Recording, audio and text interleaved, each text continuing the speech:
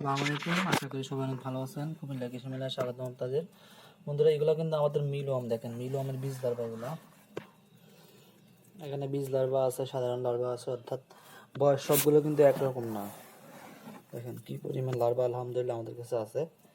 তো যারা পাখি চাষ করেন, পাখির সাথে জড়িত, তারা আমাদের সাথে যোগাযোগ করতে পারেন।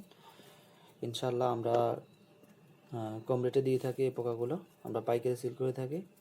মিলওয়াম যাদের লাগবে, অর্থাৎ যারা পাখি সেক্টরের সাথে জড়িত আছেন, তাদের এই পোকাগুলো প্রয়োজন হয়, তারা আমাদের সাথে যোগাযোগ করতে পারেন।